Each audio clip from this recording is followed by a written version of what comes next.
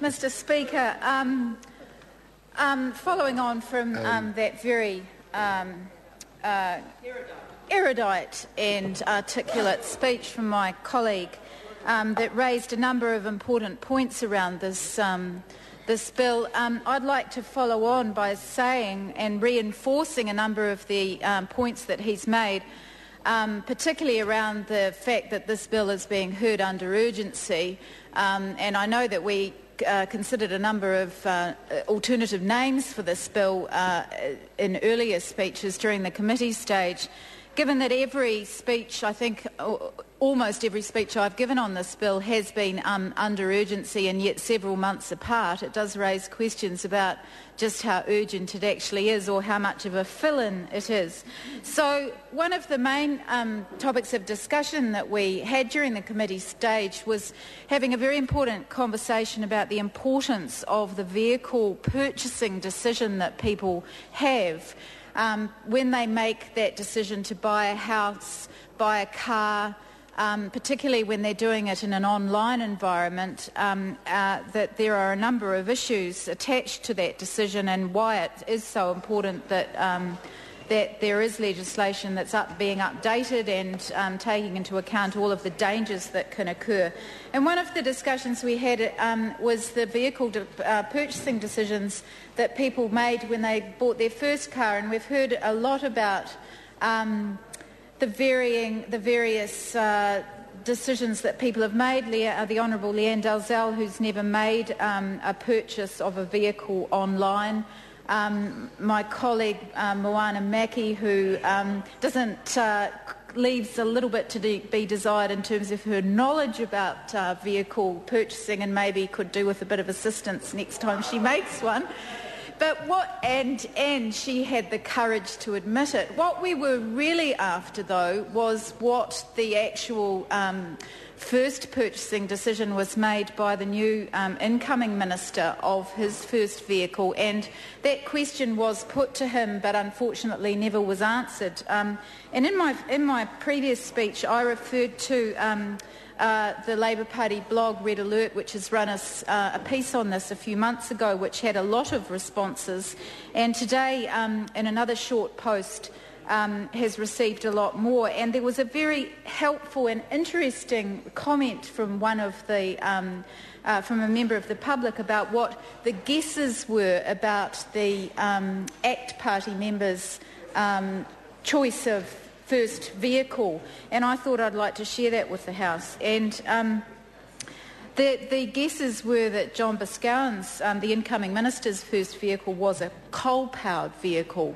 and helpfully this person provided suggestions on what the other ACT Party members had as their first vehicle in the discussion of the Motor Vehicle Amendment Bill. David Garrett's was suggested was a horse as his first vehicle, which responded well to a good whipping.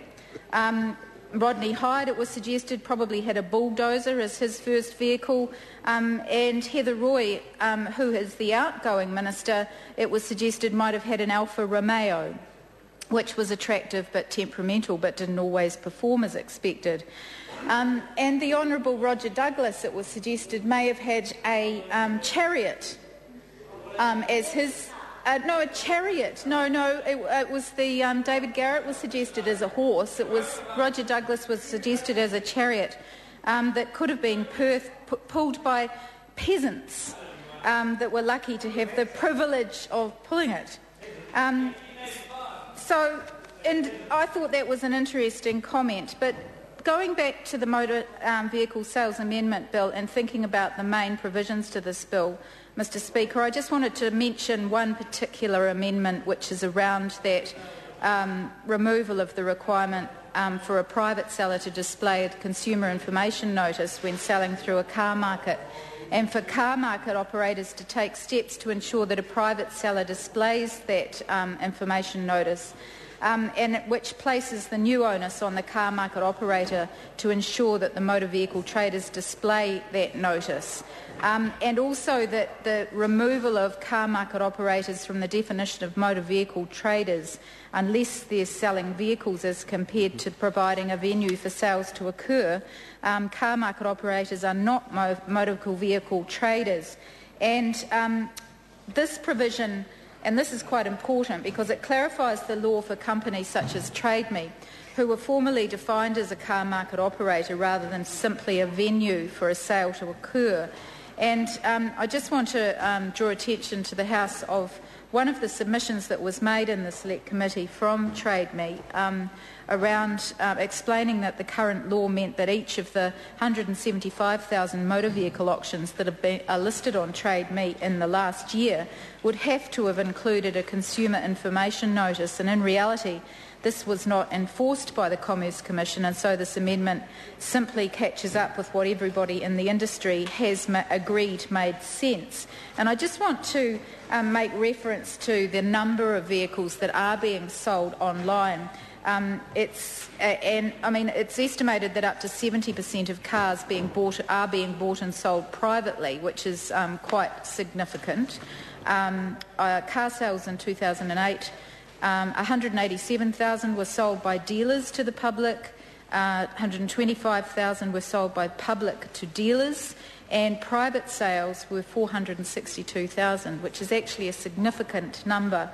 And a significant number of them, it is believed now, are being sold online.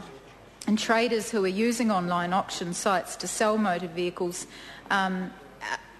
have been put on notice by the Commerce Commission, and there was a story recently in the New Zealand Herald a few days ago about this, where the industry, the Commerce Commission wants traders to take their legal obligations more seriously, and that warning came after a TradeMe seller said in a listing that he was selling a car on behalf of his sister, but the Commission's, after looking into it, the Commerce Commission's investigation found that this and other statements made about that car's reliability and service history were not true, and apparently that particular person had been found to have sold more than 8 cars on TradeMe over a 12-month period, and did not provide consumer information notices on at least 2 of those sales.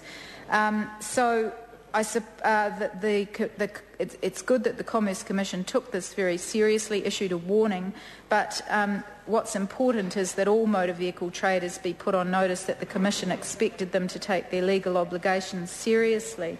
And I think the point is made quite well there that with new technology, with changes in technology and the way that people are making purchases, first cars or otherwise, that the ways in which those vehicles are sold and the information that the buyer can expect to get is very important. And as my colleague Chris Hipkins pointed out, that it's very much been a buyer beware situation, and we've had information reported to the House today during the hearing that the Motor Vehicle Disputes Tribunal has received 245 dispute applications, which is an increase on the 228 received for the year ended June 2009, and the actual minister noted in a media release just the other day that the tribunal had found in the consumer's favour in around 70% of cases, and that almost 80% were decided using the Consumer Guarantees Act. And so essentially it really did highlight the need for a change in the legislation. So as you know, Mr Speaker, that the Labor supports this bill. It is a common sense bill. It builds on the work that was done by my colleague, the Honourable Leanne Dalzell. It was initiated under Labor, and given, as we've heard, New Zealand's high proportion of vehicle ownership, I think we heard earlier from one of the Green members that there's something like 4 million cars in New Zealand, that that the bill will make a difference for many New Zealanders because it's about protecting consumers. So I commend the bill to the House. The question is that the motion be agreed to. Those of that opinion will say aye. Aye. Contrary, no. The ayes have it.